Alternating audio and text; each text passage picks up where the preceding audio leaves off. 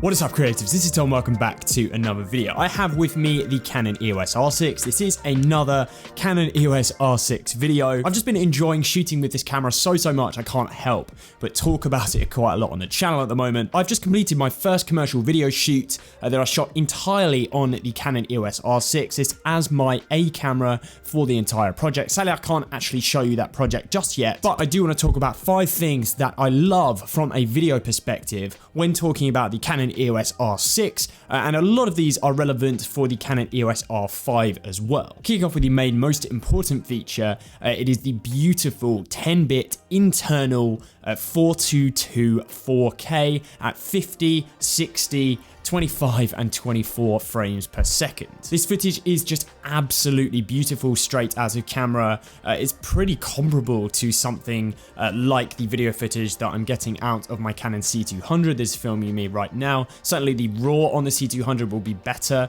than the internal codec on the EOS R6, but it really is exceptional footage that you do get out of this camera. And most notably, there's also been a recent update to allow C-Log 3 recording on the R6, and C-Log 3 is a ridiculously good log format on this camera. It's really versatile, not a ton of noise in the shot, so I've just been absolutely loving the footage that you can get out of this camera. Next is the IBIS, the in-body image stabilization functionality. Going from the EOS R to the R6, this has been a significant improvement. Both the IBIS on the R6 and the R5 is supposed to be really good. I shot the entire project that I was talking about at the start of this video. It was all handheld. I was on a 70-200, which is a stabilized lens, so the combination of IBIS and the 70-200 stabilization was really helping to generate very usable handheld footage. Yo guys, so I was just editing this project and I realized I didn't actually comment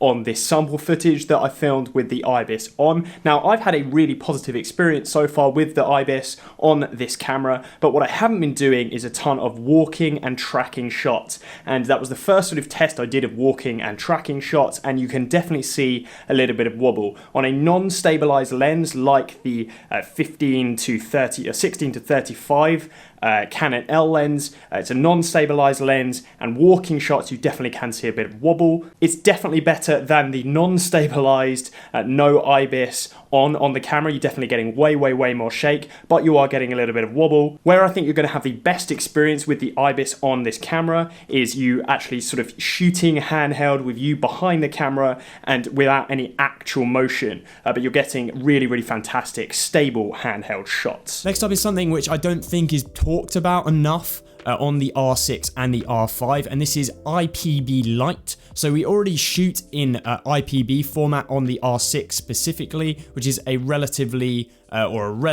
compressed data rate and data codec on the R6.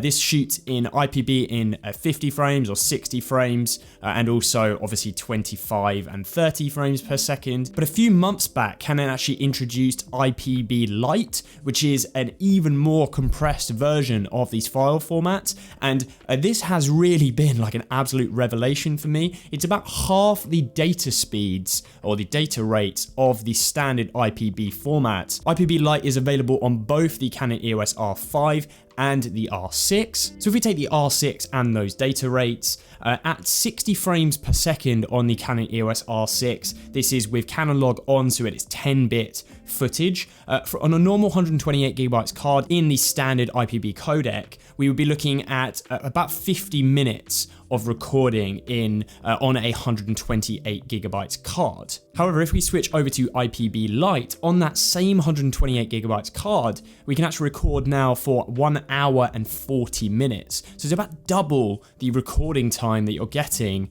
just by switching codecs, and you're really not sacrificing an awful lot of data. It really does look like pretty much as good as the standard IPB format. Again, this is available on the R5 as well, so I will throw links to the relevant sort of data sizes, because it is a super useful feature, and it does mean that shooting things like 8K, you can actually shoot in 8K IPB, and the data rate is not quite as scary. Next is the battery life. Now, I have talked a lot about the battery life of the Canon EOS R, which was my camera for about, a couple of years for photography. In a B camera, battery life is actually extremely important. I might be really careful about battery life on my sort of main A cam. I might be using like a permanent plugged in solution or a V-mount battery, but I just don't want to have to worry too much about the battery life on my B cam. I was really happy to actually test the battery life out of the Canon EOS R6, and the battery life was decent in performance. It's not like